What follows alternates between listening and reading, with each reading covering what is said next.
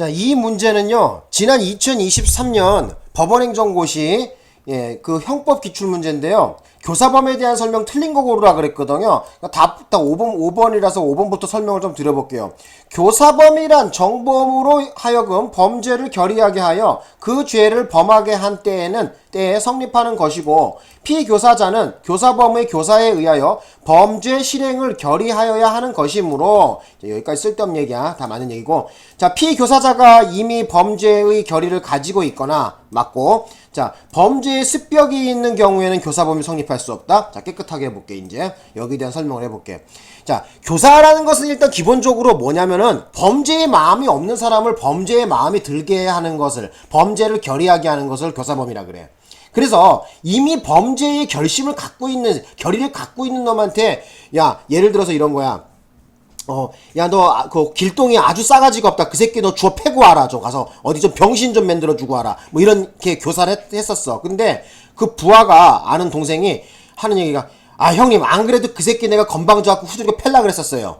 이러면, 벌써 그 폭행이나 상해에 대한 것은 교사가 안 된 거야. 이미 걔가 범행의 결의를, 상해나 폭행에 대한 결의를 하고 있던 거 아니야. 그런데 그렇다고 쳐도 일단 이 뒤에가 지금 문제가 됐는데, 이 뒤에 보니까 범죄의 습벽이라는 거에 네모 동그라미 한번 해봐.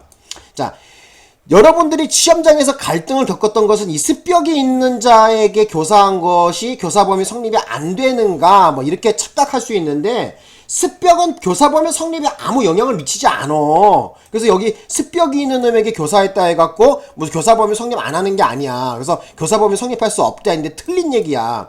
습벽이 있던 없던 아무 상관이 없습니다. 다시 한번. 자, 습벽이 있던 없던 아무 상관없어. 그래서 범죄의 마음이 없는 사람이 범죄의 마음에 결심을 하게 된다면은 교사범위 성립하는 것이고, 습벽이 있던 말던 아무 상관없다는 걸 아십시오. 아, 근데 내가 이거 보니까 웃겨.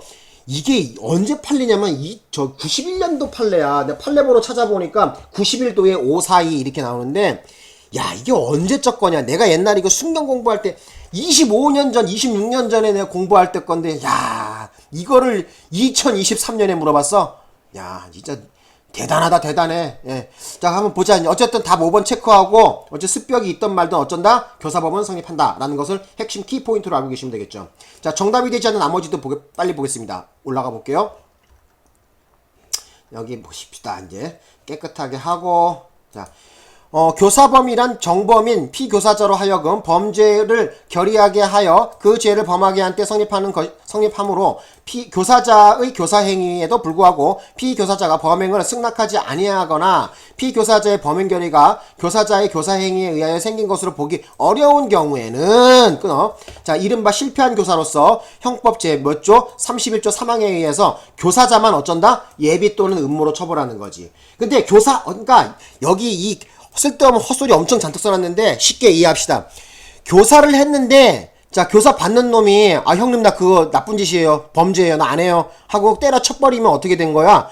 교사를 한 놈만 뭐 한다? 바로 예비 음모로 처벌하는 거야. 예비 음모로. 그래서 실패한 교사, 위에 나와 있네, 여기. 실패한 교사는 어쩐다? 교사자만 예비 음모로 처벌한다는 거. 예. 키포인트지. 맞는 얘기야, 그러니까. 동그라미는 맞아. 근데 이거 너무 쉽다, 이건데, 이거 인간적으로 봤을 때. 자, 그 다음에 또 깨끗하게 하고, 자, 2번 또 보겠습니다. 색깔 바꾸고. 피교사자가 교사자의 교사행위 당시에는 이른 범행을 승낙하지 아니한 것으로 보여진다 하더라도, 이후 그 교사행위에 의하여 범행을 결의한 것으로 인정되는 이상 교사범위 성립에는 영향이 없다. 그렇지, 오케이. 내가 보니까, 내 생각에, 지금 범행을 승낙하지 아니한 것으로 보여진다 하더라도 이렇게 끊었잖아. 그러니까 갈등을 때린 거겠지. 얘가, 아, 이거 만약에 범행을 하면은 범죄를 저지르면 인생 좆된다. 아니면 뭐 교도소 끌려간다. 뭐 이렇게 고민을 때렸겠지. 근데 나중에 생각해보니까 요즘 돈도 없고, 그래서 그 형 말대로 일을 한번 해볼까? 하고 막 어떤 준비행위라든지 아니면 전화를 걸어갖고, 형님, 그런데 몇 시에 할 거예요, 그거? 뭐 전화를 걸어서 물어봤다든지, 이런 범행 결의를 인정할 수 있는 어떤 단서가 제공된다면 교사가 성립했다고 봐야 되겠지. 되셨나요? 오케이. 그래서 2번도 맞아.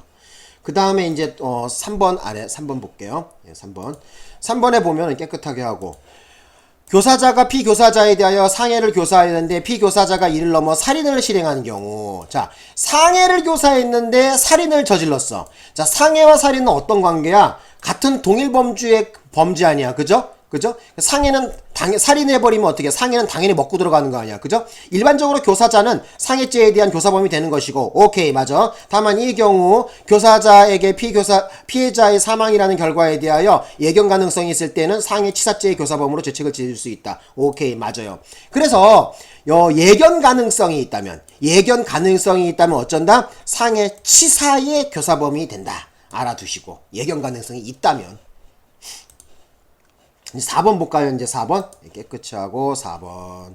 자, 4번 봅시다.